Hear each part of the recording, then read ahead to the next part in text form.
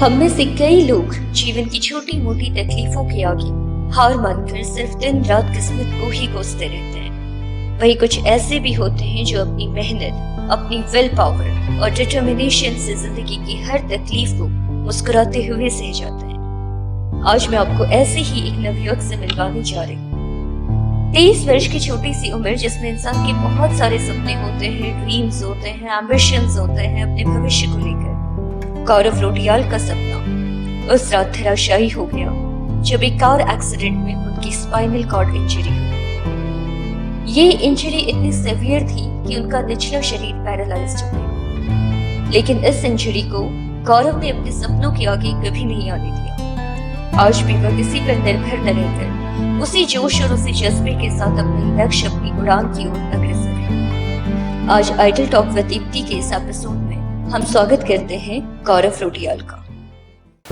चलिए गौरव, आपके बचपन से शुरू करते हैं, आपके स्कूली जीवन के बारे में। Were you a decent kind of student और a mysterious sort of guy? Categorise कर पाना मैम थोड़ा सा मुश्किल होगा मेरे लिए, बिकॉज मेरी जो जर्नी है वो भी एक ग्राफ की तरह जाती है। बचपन में मैं काफी डिसेंट था, स्टूडियस था और बुक से ही मेरा सब कुछ, मतलब मेरी जिंदगी जो है वो बुक्स के आसपास ही घूमती थी। एंड देन धीरे धीरे 10th तक I was a very bright student. 10th में हमारे टाइम पे क्या हुआ था कि जो अच्छे स्टूडेंट्स थे 80% से ऊपर वाले जितने होते थे, आजकल तो 80% लाना बहुत इजी हो गया, बट हमारे टाइम पे बहुत डिफिकल्ट हुआ करता था। बिल्कुल। तो उसके ऊपर हमारे बैच में एटलीस्ट 17 स्टूडेंट्स थे जो वो लाइन पे लगे हुए थे। Government was gifting them some, एक इलेक्ट्रिसिटी का कुछ पावर वाला समथिंग कुछ गिफ्ट था, सो दे वर गिविंग देम। तो हमारे स्कूल में 17 थे and I was lucky enough कि 11th और 12th में मेरे साथ काफी चेंजेस आ गए लाइफ में, बिकॉज उसके बाद फिर लाइफ हो जाती है आप लोगों के साथ। मतलब बहुत सारे स्टूडेंट शायद मुझसे रिलेट कर पाएंगे इस बात को लेके कि 10th तक सब लोग सिर्फ पढ़ाई पे ही होते हैं एंड देन 11th 12th में लाइफ थोड़ा सा एक्सप्लोर करने लगते हैं, उन्हें समझ में आने लगती हैं चीजें कि क्या है, कैसे हो रही हैं। सो मेरे साथ भी वही हुआ एंड 11th 12th में my studies dropped, my percentage dropped. तो उसके बाद फिर एक फेज ऐसा भी आया था जब everybody around me they said कि इसका तो सब कुछ खत्म हो गया, अब ये अब कुछ नहीं कर सकता। इतने कम मार्क्स भी नहीं थे मेरे कि ऐसे स्टेटमेंट्स किए जा रहे थे। अच्छा। आई गॉट इनटू दिल्ली यूनिवर्सिटी, तो उतना बुरा हाल भी नहीं था, बट एक्सपेक्टेशंस इस तरीके से रखी गई थी। End of course my Elder brother जो थे वो 12th में he was a district topper, तो फिर वो कंपैरिजन का टेबल भी आ जाता है। तो उस वजह से मतलब ये मान लिया गया था मेरी फैमिली ने कि अब ये आगे शायद नहीं ज्यादा कुछ कर पाएगा। So that was a difficult phase for me. Gaurav, जब एक बच्चा बड़ा होता है तो उसके बहुत सारे ड्रीम्स होते हैं अपने फ्यूचर को लेकर, अपने करियर को लेकर। तो आपके क्या ड्रीम्स थे अपने करियर को लेकर? इनिशियल मैम होता ये, मतलब मेरे साथ जो हुआ था वो ये था कि मुझे पता नहीं था कि क्या क्या लाइफ में किया जा सकता है। हमारे पहाड़ पे एक तो ये चीज है जो मुझे लगती है कि आर्मी जो एक फील्ड है वो फील्ड बहुत ज्यादा किया जाता है बचपन से ही। तो मेरे घर पे भी ये हाल था and I think 80 to 90% of the students in Pithoragarh they will relate to me that उनके घर पे भी यही बोला जाता है कि आपको बेटा आर्मी ऑफिसर बनना है। वो एक बहुत रेप्यूटेड चीज है, I totally respect that, but बच्चों को पता नहीं होता है कि आर्मी ऑफिसर तो बनना है, बट क्या बनेंगे, आगे आगे हम करेंगे क्या, उसकी जानकारी बिल्कुल नहीं होती। सॉरी, करियर गाइडेंस जो no guidance at all, and हमें पता भी नहीं होता। इनफैक्ट मैं अपना केस बताता हूँ, मुझे लगता था after 12th there is a job ready for me, तो I just need to clear my 12th and then मुझे वो जॉब सीधा मिल जाएगी एंड उसके बाद मैं पैसे भी कमाने लगूंगा, लाइफ मेरी डिफरेंट हो जाएगी। बट रियलिटी जो है वो बहुत डिफरेंट है इस चीज से। जर्नी आपकी कभी रुकती नहीं है। इनफैक्ट आफ्टर 12th आपको ज्यादा स्ट्रगल करना पड़ता है। मैं आज की डेट में तो यही कहता हूँ कि आफ्टर 12th जो स्ट्रगल हुआ है वो शायद 12th से पहले बिल्कुल भी नहीं हुआ था। तो वो गाइडेंस वगैरह कुछ नहीं थी, करियर का इतना कुछ पता नहीं था, what I wanted to do. बस एक चीज क्लियर थी, I wanted to get into DU, because वहाँ की जो लाइफ स्टाइल थी और जिस तरीके से जो एक्सपोजर वहाँ मिलता था, छोटा छोटा जितना मैं देखता था रिसर्च करके, तो मुझे वो बड़ा अट्रैक्ट करता था। तो मुझे लगता था वो मैं जरूर करूंगा। तो इनिशियली जब एग्जाम्स वगैरह दिए थे तो मैं कुछ 90% तो नहीं लेके आया, तो मुझे लगा कि अब तो एडमिशन हो नहीं पाएगा। बट बाद में मालूम चला कि वहाँ पे सारे सब्जेक्ट्स का नहीं होता है, आपको aggregate best of 4 best of 3 के बेसिस पे एडमिशन मिलता है। अच्छा। तो उसमें मेरा हो जा रहा था, so I got into Delhi university.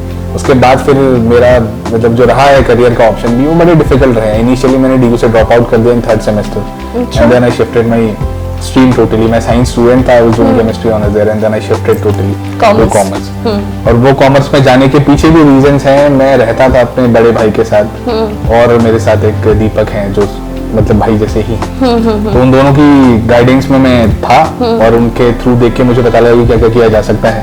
तो उस तरीके से ही फिर मेरा करियर शेप हुआ प्रोफेशनल सर्विसेज की ओर, और उसके बाद करियर हो गया पूरा लकीली। ओके गौरव, लगभग 3.5 साल हो चुके हैं जब आपके साथ ये ट्रेजेडी हुई।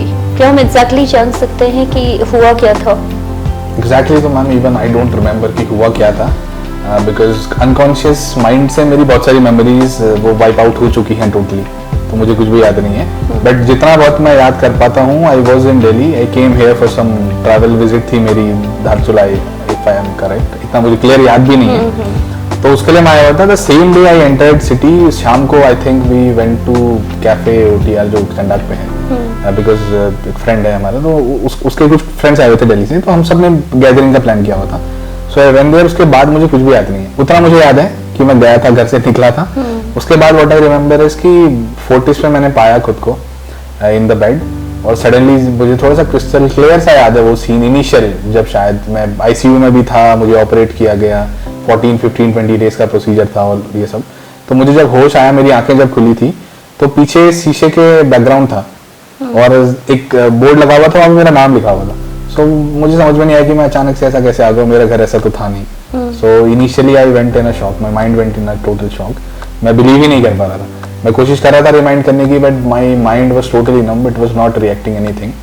और मैं रिमाइंड करने की कोशिश कर रहा था क्या हो रहा है क्या नहीं हो रहा है, बट बहुत अजीब सी सिचुएशन थी, मेरे पास शायद वर्ड भी नहीं है उसे एक्सप्लेन कर पाने का। तो उसके बाद फिर मैंने सामने से देखा 2 डॉक्टर्स की ड्रेस में लोग आ रहे थे। So then I realize maybe it's a routine checkup, शायद मुझे उसके लिए लाया गया है। बट देन आई रियलाइज बगल में मैंने नाम देखे, हॉस्पिटल में थोड़ा विजिट किया, तो मतलब आसपास नजर फिराई अपनी, तो वहां पे मुझे फोर्टिस लिखा हुआ पाया। मैंने कहा पिथौरागढ़ में फोर्टिस तो है नहीं, so this is not a routine checkup, something has happened. तो फिर धीरे धीरे मुझे समझ में नहीं आ रहा था, एंड फिर मैं आई डोज्ड ऑफ, और उसके बाद फिर मेरी नींद पता नहीं कब खुली, आई डोंट इवन रिमेंबर, शायद 15, 20, 30 डेज हो गए थे। उसके बाद नेक्स्ट मेरी नींद खुली। तो अब कैसे हुआ क्या हुआ, it's all a mystery for me. Accident के बाद गौरव अनफॉर्चुनेटली ही वर पैरालाइज्ड। हम समझ भी नहीं सकते कि ऐसे दौर में इंसान के इमोशनल, मेंटल और फिजिकल चेंजेस से आप गुजर रहे होंगे, और बहुत सारे ऑब्स्टिकल्स जो हैं लाइफ में आए होंगे। So was it the will power that you overcame from it?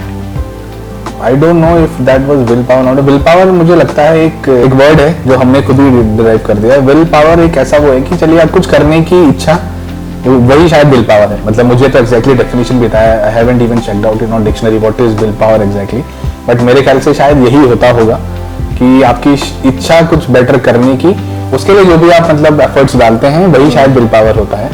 तो उसके पीछे बहुत सारे रीजंस थे। जब मेरी इंजरी हुई थी उसके बाद बहुत सारी स्टोरीज बनी कि क्यों हुआ, क्या करता था, क्या नहीं करता था, मेनी स्टोरीज। तो वो सारी चल रही थी, वो मैं सुनता था, मतलब मुझे सुनाई तो देता ही था कि अच्छा ये भी हो रहा है वो भी हो रहा है। थोड़ा सा मुझे होश भी कम था, I was totally unconscious. In fact even after getting operated for 1.6 और 7 मंथ्स, नॉट प्रिसाइसली, बट इतने टाइम फ्रेम के लिए मैं अनकॉन्शियस ही था। थोड़ा सा मुझे कुछ एक दिन होश रहता था, सेकंड डे में कुछ अजीब सा बिहेव कर रहा हूँ। तो बड़ी वो एक डिफिकल्ट सी प्रोसेस थी पूरे उससे गुजर पाना। तो उस दौरान बहुत सारे चैलेंजेस थे लाइफ में। मुझे ये सारी सिचुएशन मतलब अच्छी नहीं लगती थी कि लोग सडनली अचानक से अजीब तरीके से ट्रीट करने लगे हैं, देखने लगे हैं, बहुत लोग स्टेटमेंट्स पास करने लगे हैं। इनफैक्ट एक परिचित हैं हमारे, कोई नाम नहीं लूंगा, बट उनका एक स्टेटमेंट था कि ये पहले बहुत हवा में उड़ा करता था, अब देखो चल भी नहीं पाएगा। And I was unconscious at that point of time. And जब मैंने वो सुना था तो बड़ा बुरा लगा था मुझे वो सुन के कि यार कि ह्यूमैनिटी तो एटलीस्ट होनी चाहिए लोगों में, बट उस तरीके से चीजें थी। चलिए ठीक है, वो उन्होंने भी कुछ सोच कर ही कहा होगा। तो वो सब चीजें मुझे अच्छी नहीं लगती थी। तो मुझे लगा कि I need to turn this table around, मुझे मतलब ये करना ही होगा, otherwise I won't be able to survive. खुद को प्रूव करना होगा। प्रूफ तो नहीं मैं कहूंगा, प्रूव करने की तो शायद किसी को जरूरत नहीं पड़ती है किसी के आगे। मुझे मतलब ये था कि घर पे जो मेरा माहौल हो चुका था, मेरी फैमिली एक्सपेक्टेशंस मुझसे बहुत थी, because I was a bright student. मेरे अपने भी मेरे बहुत एम्बिशंस थे। तो वो सारी चीजें मेरी डंप ना हो जाएं, उन सारी चीजों को मैं खत्म ना कर दूं। तो मेरे लिए वो चैलेंज था कि उन सबको दोबारा से मुझे रीग्रो करना ही करना है। एंड देन फैमिली में सबको लगने लगा था कि शायद अब क्या होगा क्या नहीं होगा, सभी कंफ्यूज थे क्योंकि ऐसा स्टेट किसी ने देखा नहीं था कभी, और मैं तो चाहूंगा भी नहीं कि कोई कभी देखे अपनी फैमिली में। लोगों की आंखों में जब सिंपैथी देखते थे अपने लिए तो कैसा फील होता था? क्योंकि होता है ना, एक कंडीशन ऐसी आ जाती है दैट यू आर बीइंग, मतलब लोगों को ये लगता है that you are gaining sympathy, और आप एक सिंपैथेटिक ऑब्जेक्ट की तरह लोगों को लोग जबरदस्ती करते हैं। तो वो तो आज भी होता है, वो तो इनफैक्ट आज भी कोशिश करते हैं, बट अब मतलब इतना नहीं होता है पहले के मुकाबले। मैंने कभी ऐसे उसको इस नजरिए से देखा नहीं कि दे आर सिंपैथाइजिंग विद मी। मैं वो आते थे, मिलते थे और जो भी बातें करते थे मैं सुनता था और I nod my head and that's it. कभी हाथ जोड़ना है जोड़ लीजिए, जो बड़े आते हैं दैट्स इट। मैं इतना ही मिलता था, ज़्यादा मेरी बातचीत होती ही नहीं थी। उसके अलावा मुझे अब वो जो भी सोच रहे हैं ठीक है, वो उनका परसेप्शन है, उनका पॉइंट ऑफ व्यू, जैसे भी सोचें वो फ्री हैं, अपने आप सोचते हैं। तो मतलब मैं ऐसा ही सोचता था। अगर उन्हें सिंपैथी लगती है ठीक है, लेट इट बी, चलिए कुछ तो सोच रहे हैं, सिंपैथी से उन्हें सोचने दीजिए। मैंने कभी उस चीज़ पे इतना पॉन्डर किया ही नहीं, ना मेरे लिए वो कभी इतना इम्पैक्ट क्रिएट करता था लाइफ में। हाँ, मुझे डिस्टर्बेंस जरूर होती थी जब लोग बहुत अजीब सी बातें करके जाते थे सामने कि मुझे जानते भी नहीं है, and then they are passing on statements जो कि मुझे लगता है कि नहीं करने चाहिए before knowing any person individually, या वो है कैसा, क्या करता है, क्या नहीं है, उसके बेसिस पे आप कंक्लूजन्स अगर बना दें तो वो थोड़ा सा डिस्टर्बिंग तो होता है, बट वो पार्ट ऑफ लाइफ है, तो उसको मैं कंट्रोल नहीं कर सकता हूँ। तो वो चीज़ें होती थी इनिशियली, तो वो थोड़ा डिस्टर्ब करती थी, बट मैंने कभी उसे इस तरीके से लिया नहीं। और मुझे पता था कि थोड़ा सा टाइम अगर मुझे मिल जाएगा, थोड़ा सा टाइम मैं खुद को दूंगा और चीज़ें ठीक तरीके से करने लगूंगा, तो बहुत ईजिली मैं सारा जो सिनेरियो है वो चेंज कर दूंगा। मतलब मन में जो जज्बा था वो कायम रहा? जी, वो पहले से ही था, वो आज भी है, and I think till the day I die वो जज्बा हमेशा रहेगा। और वो एम्बिशंस जो थे मेरे, मतलब एक बड़ा मुझे क्वेश्चन करना है लोगों से कि इनिशियली बिफोर द एक्सीडेंट मैं जैसा इंडिविजुअल था, मैं आज की डेट में भी वैसा ही इंडिविजुअल हूँ, कुछ ऐसा खास बदला नहीं है। तो जस्ट बिकॉज कि अब मैं व्हील चेयर में हूँ, half of my body doesn't work, it's paralysed और सेंसेस नहीं है, इसका ये मतलब नहीं है कि ऊपर का शरीर बदल गया, ऊपर का माइंड बदल गया, ऊपर का इंसान में जो था वो बदल गया, वो अब भी वैसा ही है और उसी दिशा में चल रहा है जिस दिशा में पहले चलता था। बस आज की डेट में लोग पता नहीं डिफरेंट तरीके से उसे देखने लगे हैं, तो मुझे वो समझ में नहीं आता कि ऐसा क्यों होता है। एक नॉर्मल ह्यूमन बीइंग की तरह ही अगर देखा जाएगा तो, क्योंकि है तो कुछ ज्यादा चेंज है नहीं। आई मीन जैसा मैं पहले था वैसा ही मैं अब भी हूँ, जिन दिशाओं पे मैं पहले चलता था, जो वर्क्स में पहले करता था वो मैं अब भी कर रहा हूँ। अब ऑब्वियसली विद एज थोड़ा सा ज्यादा एक्सपीरियंस हो चुका है, तो शायद थोड़ा सा बेटर वे में वो चीजें हो रही होंगी और इतना ही फर्क है। उसके अलावा तो हूँ तो मैं वैसा ही होती, वो लोगों का परसेप्शन है अपना, so what we can do about it. Gaurav, किसी की लाइफ जो होती है ना वो चॉइसेस और डिसीजंस पे डिपेंड करती है, लेकिन फैमिली और friends they also play a major role in shaping a person's life. तो आपकी इस जो भी ये ट्रेजेडी रही, इसमें आपको फैमिली और फ्रेंड्स की तरफ से कैसा सपोर्ट मिला?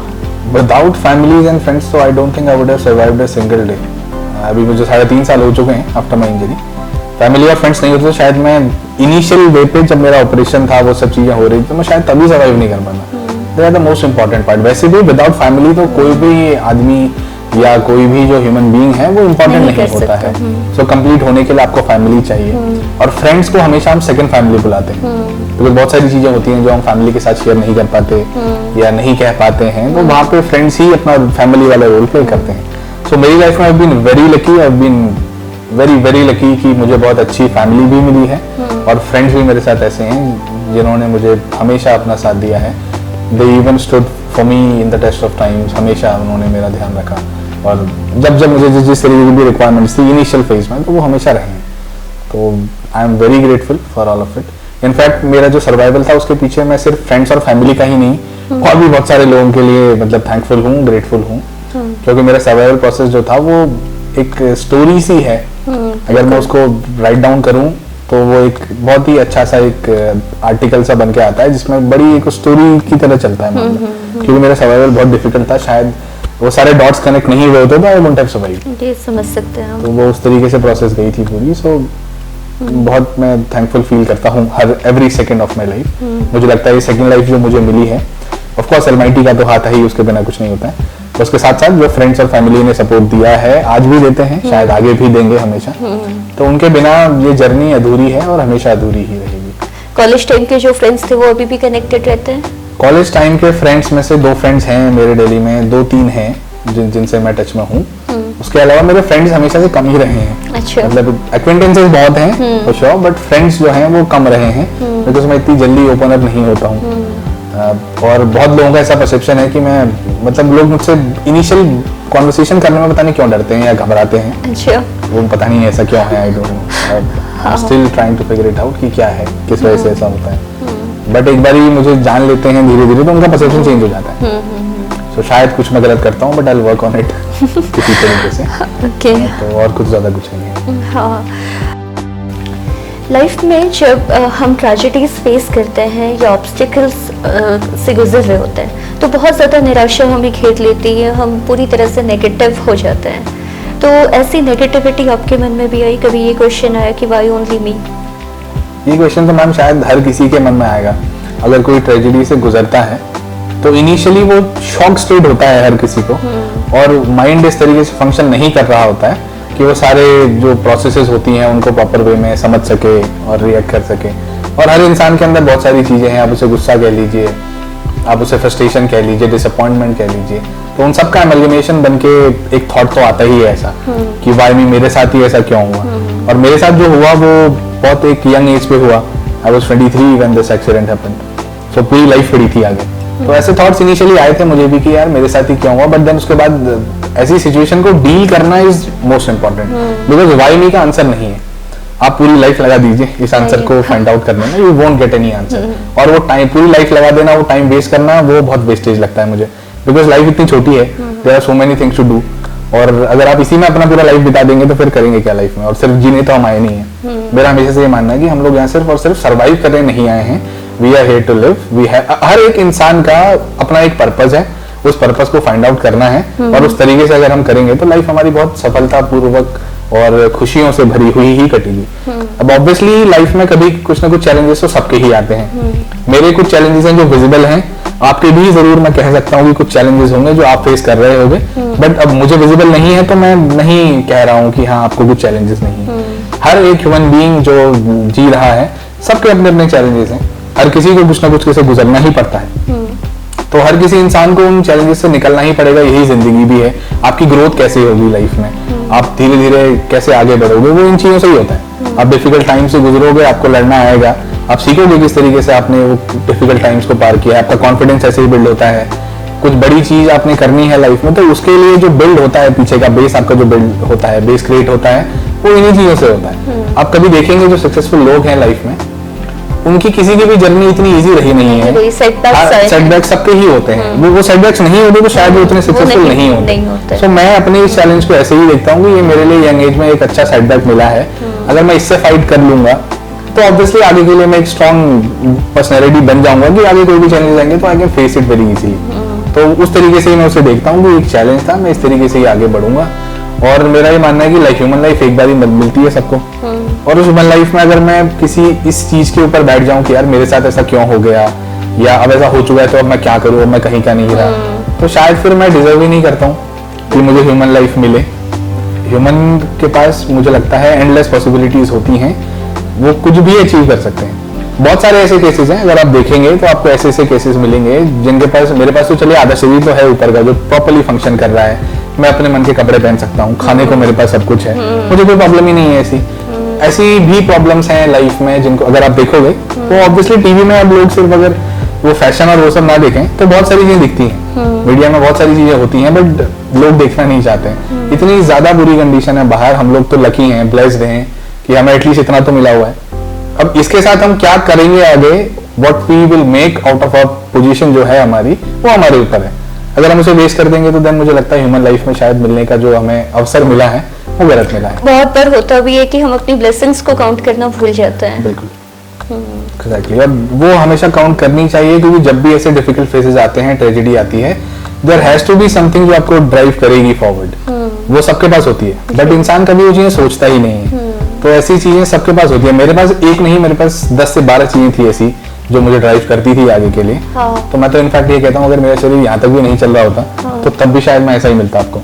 वो चीजें होना बहुत इंपॉर्टेंट है। ये बहुत बड़ी बात है गौरव। अब may be it may sound pompous on camera, but ये फैक्ट है कि अगर शायद यहाँ तक अभी भी नहीं चलेगा, क्योंकि कभी लगता है ना कि हम डे टू डे रूटीन में छोटी छोटी चीजें होती हैं, हम जॉब में फंस जाते हैं, या छोटी छोटी प्रॉब्लम से भी हम कितना ज्यादा इरिटेट और कितना ज्यादा फ्रस्ट्रेट हो जाता है। मुझे लगता है ये सब ना पर्सपेक्टिव होता है, इंसान का माइंडसेट है, वो चीजों को किस तरीके से देख रहा है। आपके साथ मान लीजिए कभी कोई कुछ कर देता है, लाइक धोखा हो जाता है, कोई बात करना बंद कर देता है, जैसे इनिशियली मेरे साथ हो रहा था, बहुत सारे लोग मुझसे बात करना बंद कर देते थे या उस तरीके से नहीं देख रहे थे, डिफरेंट उनका पर्सपेक्टिव हो गया था।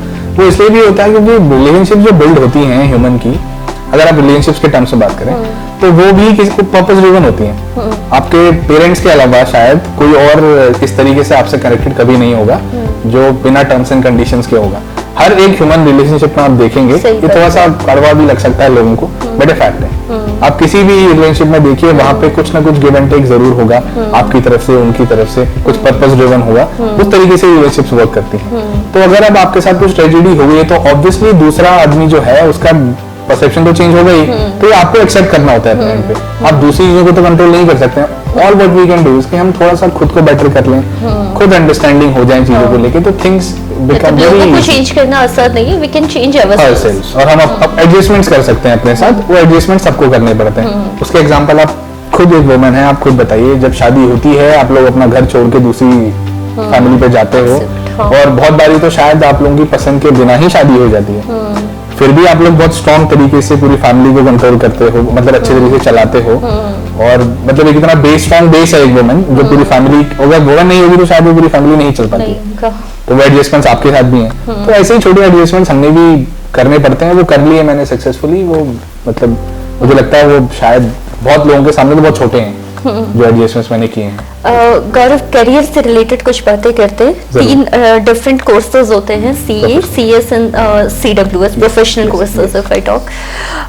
तो यहाँ जो हम पिथौरागढ़ में देखते हैं, because it's a small city, और यहाँ पर बच्चों को जो है करियर गाइडेंस या करियर काउंसलिंग उनकी नहीं हो पाती है, और बच्चों को आमतौर पे लगता है कि ये कोर्सेज बहुत ज़्यादा डिफिकल्ट होता है। तो आज आप थोड़ा सा इस शो के माध्यम से हमारे बच्चों को बताइए कि क्या ये कोर्सेज जो हैं ये वास्तव में इतने डिफिकल्ट है, क्या पॉसिबिलिटीज है? मैं अगेन आपको फिर से वही बात दोहराना चाहूंगा, ये कोर्सेज इतने डिफिकल्ट नहीं होते हैं, बट इंसान का माइंडसेट ऐसा क्रिएट कर दिया गया है कि लोग इनको अप्रोच ही नहीं करते। ऑब्वियसली इनमें पासिंग परसेंटेज बहुत कम होता है, बिकॉज इंस्टीट्यूट रेगुलेट करता है रिजल्ट्स। आप CA का ले लीजिए, CS का ले लीजिए, CWA का ले लीजिए, उनके इंस्टीट्यूट्स जो हैं वो रेगुलेट करते हैं रिजल्ट्स को। तो आप उसमें कुछ भी करिए, मैं बताता हूँ, जैसे हमने भी जो प्रोफेशनल एग्जाम्स दिए हैं उनके अंदर जब हम एग्जाम्स देने जाते हैं तो हमें नहीं पता होता है कि फील क्लियर इट और नॉट। वो एक सेट परसेंटेज है इंस्टीट्यूट के द्वारा कि वो कंट्रोल करते हैं कि कितने पास आउट्स हो रहे हैं, किस तरीके से जा रहे हैं, और वो मुझे लगता है बहुत सही भी है, बहुत अच्छा भी है। बिकॉज आप इंजीनियरिंग का हाल आज की डेट में देखेंगे तो एवरी सेकेंड हाउस में आज इंजीनियर्स बैठे हुए हैं, उनकी वैल्यू थोड़ी सी डिक्रीज हो गई है। तो रेगुलेशन अगर सारे उसमें लग जाए तो मेरे ख्याल से सिर्फ वही मास पास आउट होगा, और वही मास जो है वो बन के आएगा जो भी प्रोफेशनल बनना चाहता है उस तरीके से, जो कि बहुत ज्यादा ग्राइंड से गुजरा हुआ है। क्योंकि वो कोर्सेज भी ऐसे हैं, उनको जिम्मेदारी ऐसी दी जाती है जो मतलब ऐसी जिम्मेदारियां हैं जिनसे पूरी इकोनॉमी चल रही है, तो उसके लिए आपको एक डिफिकल्ट ग्राइंड से गुजरना बहुत इंपॉर्टेंट होता है। और वो इतने मतलब मुझे लगता है ऐसे जैसे सिविल सर्विसेज है और ये वाले कोर्सेज हैं, और इसके अलावा ऐसे और अच्छे अच्छे कोर्सेज हैं इस तरीके के, उनको अगर आदमी करना चाहेगा तो वो आपको एक बेहतर इंसान भी बनाता है। चाहे आपने पूरा क्लियर किया या नहीं किया, वो आपको एक ऐसा इंसान बना के छोड़ देंगे। आप लाइफ में कुछ ना कुछ अच्छा जरूर कर लेते हैं। लाइफ में मुझे लगता है कि सिर्फ जॉब ही इंपॉर्टेंट नहीं होता है, बहुत सारी चीजें हैं। आपका करियर ऐसा होना चाहिए जो आपको एक ऐसी लाइफ प्रोवाइड करके दे जो आप चाहते हैं हमेशा से। तो करियर काउंसलिंग के लिए जो आपने बोला कि यहाँ पे नहीं मिल पाता है, नहीं होता है, वो ऑब्वियसली प्रॉब्लम है, सिर्फ यहाँ नहीं, मेरे ख्याल से वो पूरे इंडिया पे ही एक बहुत बड़ा प्रॉब्लम है। बच्चे ना बहुत मतलब एज तक डिसाइड नहीं कर पाते कि उन्हें किस फील्ड में जाना है, कौन सी स्ट्रीम लेकर आगे उनको क्या प्रोस्पेक्टस उसको और इसका बहुत बड़ा रीजन मुझे ये लगता है कि मुझे भी नहीं पता था इनिशियली क्या है, कैसे करना है, क्या करना है। इनफैक्ट सिविल ऑफिसर्स होते हैं जो IAS ऑफिसर्स होते हैं, उनका क्या क्या काम होता है, क्या नहीं होता है, कुछ नहीं पता होता है हमें। तो इनिशियली मैं खुद 2017 में एक फर्म स्टैब्लिश की थी हमने, जिसमें हम एडमिनिस्ट्रेशन के साथ काम करते थे। सो जब मैं धीरे धीरे वहां जाने लगा और उसके बाद फिर इन्वॉल्व होने लगा काम में, तो तब मुझे समझ में आया कि अच्छा एक IAS ऑफिसर होता कैसा है, उसके काम क्या होते हैं। उसके बाद फिर पहले मुझे लगता था it was just a job. उसके बाद फिर जब से मैं उनसे मिला, मैंने उनके काम वाम सारे देखे, तो फिर इतनी मतलब जो जस्ट अ जॉब का जो टैग था वो हटके अब ऐसा हो गया कि इट्स अ फोर्थ पिलर जो पूरे देश को चला रहा है। वो नहीं होगा तो शायद देश नहीं चल पाएगा। अब वो चीजें अगर मुझे पहले पता हो जाती ऑन टाइम तो शायद मेरा रुझान उस तरीके से जा पाता और मैं समझ पाता कि that is the right thing for me. क्योंकि इंसान को पता तो होता है वो किसमें अच्छा है, क्या करना चाहता है, बट उसके बाद पता ही नहीं था क्या क्या ऑप्शन है, क्या करें। सही बात है। और मैं अपनी ही फील्ड में बताता हूँ, फाइनेंस से जैसे अगर मेरा करियर है तो फाइनेंस से इंटरेस्ट मेरा कैसे आया वो मुझे पता था, बट कैसे जाऊंगा क्या करूंगा मुझे नहीं पता था।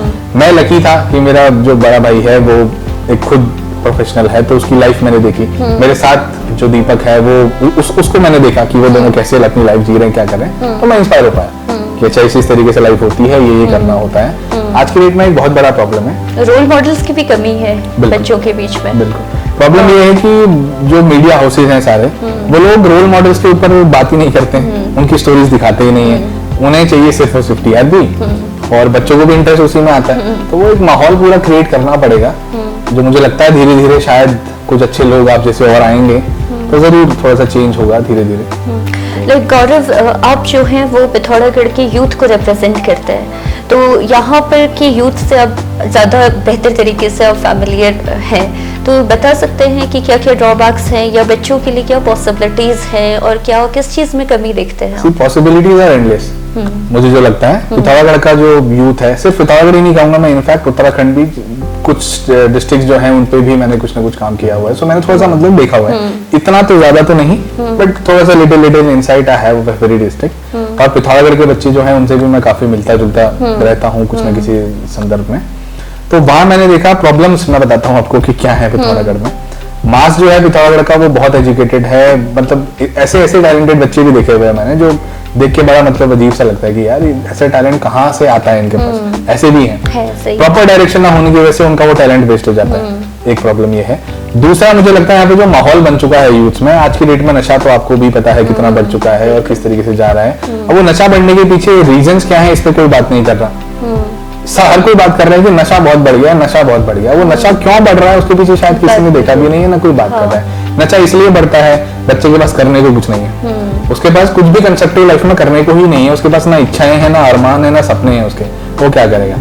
आसपास का माहौल ऐसा मिल जाता है कि आदमी फिर होता है ना, इन्फ्लुएंस तो बहुत होते हैं यहाँ पे। अगर मेरा सर्किल अच्छा होगा, अच्छे लोगों के साथ मेरा उठना बैठना होगा, तो मैं उनकी तरह बनने की कोशिश करूंगा। अब यहाँ पे कुछ कंस्ट्रक्टिव होता नहीं है, तो सारे बच्चे जो है वो डिस्ट्रक्टिव चीजों की ओर ज्यादा अट्रैक्ट होते हैं। तो ये फैक्ट है, इस वजह से नशा ज्यादा बढ़ रहा है। जैसे एम्प्लॉयमेंट है एक, मुझे लगता है बड़ा reason, education and employment two main factors जो इस नशे को ड्राइव कर रहे हैं। अब एम्प्लॉयमेंट आएगी कैसे? सब लोग कहते हैं यहाँ हम पावर में आ जाएंगे, ये हो जाएगा, तो हम लोग एम्प्लॉयमेंट तो बहुत इजीली दे देंगे। अब मुंह से कह देना एम्प्लॉयमेंट देना, कैसे दोगे एम्प्लॉयमेंट? उसके बारे में तो बात करिए ना। हमारे रिप्रेजेंटेटिव्स बात कर रहे हैं, ना जो हमारे यूथ आइकन्स हैं वो बात कर रहे हैं। एम्प्लॉयमेंट आएगी कैसे? एम्प्लॉयमेंट लाना इतना इजी नहीं है, सिर्फ सरकारी जॉब्स प्रोवाइड करा देने से नहीं होता है। नया ऑप्शन आता है कि आप एंटरप्रेन्योरशिप करवा दीजिए। कैसे करवा दीजिए एंटरप्रेन्योरशिप? उसके बारे में तो बात ही नहीं होती है, ना उसके बारे में कोई सिखाता है ना समझाता है। और एंटरप्रेन्योरशिप की जर्नी इतनी इजी नहीं है ना कि आपने किसी एक दुकान में जाके एक चीज खरीद ली और एंटरप्रेन्योरशिप सेटअप हमारे पास आ गया। तो उस जर्नी के लिए बच्चों को सिखाया नहीं जा रहा है, आगे नहीं बढ़ाया जा रहा है, माहौल नहीं दिया जा रहा है। तो ये एक बड़ी प्रॉब्लम है, एक बड़ा गैप है हमारी सोसाइटी में, जिससे बच्चे जो है नशे की ओर जा रहे हैं। दूसरा एक चीज जो मुझे लगता है बड़ा प्रॉब्लमेटिक, हर दूसरे घर में अगर मैं आवाज मारूं अभी यहीं से आपके सामने, हर दूसरे घर से नेता आएगा आने वाला। ये तो सही बात भैया ये भी एमएलए हैं, ये कुछ हैं, ये कुछ हैं। हर दूसरा बंदा यहाँ एमएलए बनना चाहता है। अब मेरे समझ नहीं आता शहर में इतने एमएलए की जरूरत क्यों है? ऑलरेडी रिप्रेजेंटेटिव्स हैं, ऑलरेडी लोग काम कर रहे हैं, कोई ना कोई पद यहाँ पर जरूर मिला हुआ है। अब उससे होगा क्या? मतलब उससे कुछ होता ही नहीं, बच्चों को पता नहीं, आप मानेंगे नहीं। अभी रिसेंटली जो बजट आया था इस बार का फेब में, उस दिन बजट के बाद मेरा ये बड़ा एक इच्छा थी कि बजट शायद सबको अंडरस्टैंड करना चाहिए कि बजट होता कैसे है, देश का बजट कैसे चल रहा है। स्टेट का बजट तो चलो छोड़ दीजिए, स्टेट का बजट तो शायद पूरे उत्तराखंड में कोई डिस्कस नहीं करता, शायद करते भी होंगे, मैं नहीं देख पाया उन्हें या मैं नहीं पहुंच पाया वहां तक, ये भी एक फैक्टर हो सकता है। बट कोई बजट डिस्कस नहीं करता है, देश का बजट कोई डिस्कस नहीं करता है कि देश में होने क्या वाला है, क्या क्या चीजें हैं, बेसिक्स भी नहीं पता बच्चों को। तो मैंने एक सेशन थोड़ा सा रखा हुआ था कि कुछ बच्चों को मैंने इन्वाइट किया था कि आप लोग आइए, अगर बजट में इंटरेस्टेड हैं तो बैठिए, साथ में डिस्कस करेंगे, आपकी भी जानकारी बढ़ी, कुछ मैं भी आपसे सीखूंगा। तो काफी एप्लीकेशंस गई और आप मानेंगे नहीं, सिर्फ 3 बच्चे आए, उसमें से भी 2 पड़ोसी हैं मेरे और एक उनका फ्रेंड था। उसके अलावा जिसको इंटरेस्ट ही नहीं था। सभी में पता लगा आधे बच्चों को समझ ही नहीं आती थी कि ये है क्या क्या नहीं। उन्हीं सेम बच्चों से मैं अगर पूछूंगा कि यार कितनी विधानसभाएं हैं यहाँ पे, वो बता देंगे। कब इलेक्शन होने हैं, कितने वोटर्स हैं, किस एरिया में क्या करना होता है, उन्हें सब पता होता है। तो वो भी करिए, वो बुरा नहीं है, मैं ये नहीं कह रहा हूँ कि पॉलिटिक्स गलत है, वो होनी चाहिए, बट अपनी लाइफ में कुछ तो करिए। लाइफ में कंस्ट्रक्टिव आपने कुछ नहीं करना है, बस ये सब बातों में रह जाओगे तो फिर हमारा जो यूथ है आने वाला पिथौरागढ़ का, उसके लिए मैं बड़ा चिंतित महसूस करता हूँ। एक ग्रुप मैंने ऐसा कंस्ट्रक्टिव नहीं देखा है जो बैठ के कुछ कंस्ट्रक्टिव चीजें डिस्कस कर रहा हो या कुछ सीखने की इच्छा रख रहा हो। मैंने तो ये देखा है कि बच्चों की क्रिएटिव थिंकिंग और क्रिटिकल थिंकिंग वो पूरी तरह से खत्म होती जा रही है। वो इसीलिए हो गई है, एक तो टेक्नोलॉजी इतनी आ चुकी है आजकल, हर कोई फोन पे ही घुसा रहता है और वहां से भी बहुत अच्छी चीजें निकाली जा सकती हैं। बट वो निकल के नहीं आ पा रही हूँ। सो एक मुझे प्रॉब्लम ये लगती है कि यूथ पिथौरागढ़ का थोड़ा सा गलत दिशा की ओर है। मे भी आने वाले समय में कुछ अच्छे स्टेप्स लिए जाएंगे तो शायद बदल जाए। हम होपफुल बदलेंगे, उम्मीद कर सकते हैं। बिल्कुल बिल्कुल। गौरव, आप सोशली भी बहुत एक्टिव रहते हैं, तो करेंटली आप हमारे दर्शकों को बताएंगे कि आप किन किन एरियाज में आप काम कर रहे हैं और आपकी फ्यूचर प्लानिंग आगे क्या है? करंटली मैम मैं तो 2 एरियाज हैं जिन पे मैं काम कर रहा हूँ सोशली। एक तो एंटरप्रेन्योरशिप से रिलेटेड है, जिसमें अलग अलग डिस्ट्रिक्ट्स में रूरल इंक्यूबेशन सेंटर्स होते हैं, मैं उनके साथ टाई अप्स करके कुछ ना कुछ सर्विसेज उनको देने की कोशिश कर रहा हूँ। ये तो थोड़ा सा मतलब बिजनेस और इंटरनेट प्रोफाइल से रिलेटेड है। इसके अलावा जैसा जो गैप मैंने थोड़े पिछले 2-3 क्वेश्चन में बताया था कि काउंसलिंग नहीं हो पाती है, प्रॉपर मेंटरशिप नहीं मिल पाती है, प्रॉपर गाइडेंस नहीं मिल पाती है, उसके लिए एक प्रोग्राम है हमारे पास जो कि राज सर के अंडर ही, उनके विजन के अंडर ही हो रहा है, शायद आप जानते होंगे उन्हें। तो उनके अंडर ही वो पूरा सेशन होना है। मैं उनका सिर्फ एक हैंड हूँ, जिस तरीके से हम लोग पूरे उत्तराखंड में कर रहे हैं वो प्रोग्राम। तो वो प्लान है 13 डिस्ट्रिक्ट्स के अंदर करने का। एवरी स्कूल के हर स्टूडेंट्स को हम लोग एक ऑनलाइन पोर्टल प्रोवाइड करेंगे जिसमें वो खुद को रजिस्टर कर सकेगा। उसमें हम उनको मेंटर्स भी देंगे, काउंसलिंग भी प्रोवाइड करवाएंगे। इतना ही नहीं, इसके साथ साथ हम उनके लिए जॉब ऑफर्स भी लेके आ रहे हैं। हमारे एक आध, अभी मैं नाम नहीं लूंगा बिकॉज पूरा ऑफिशियल नहीं हुआ है, तो कुछ अच्छी जगहों पे हमारे टाई अप्स भी हो चुके हैं। तो उस पोर्टल के थ्रू लोगों को जॉब्स भी मिल पाएंगी और बच्चे जो हैं यहाँ के यूथ, उनको एक प्रॉपर गाइडेंस तो मिलेगी ही मिलेगी। और उनको सिर्फ गाइडेंस ही नहीं, उनको मेंटर्स भी मिलेंगे। आगे उन्हें मान लीजिए किसी को आईएएस में कुछ बनना है, तो उसे उसके पहले इंटरेस्ट इंड्यूस कराना होता है कि क्यों आईएएस में आपको जाना है, उसकी जर्नी समझनी बहुत इंपॉर्टेंट होगी। वो प्रॉपर गाइडेंस एक सक्सेसफुल आईएएस के द्वारा दी जाएगी। वो पिथौरागढ़ में भी होगा और सारे डिस्ट्रिक्ट जो है 13 डिस्ट्रिक्ट उस पर किया जाएगा। इनिशियली हम लोग उसे शॉर्ट वे में करना चाहते हैं, अभी सीधा 13 डिस्ट्रिक्ट हिट नहीं कर रहे हैं। विद टाइम हम 13 डिस्ट्रिक्ट भी हिट करेंगे।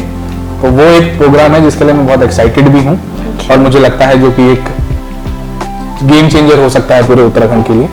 तो उस पर फिलहाल हम लगे हुए हैं और उसके बारे में फिलहाल मैं इतना ही बता सकता हूँ। धीरे धीरे जैसे ही चलेगा तो चलिए, I wish you all the best for your future, upcoming future programmes. और गौरव जैसे लोग जो हैं वो वास्तव में हमारे युवाओं के लिए और समाज के लिए एक रोल मॉडल है, एक आदर्श है।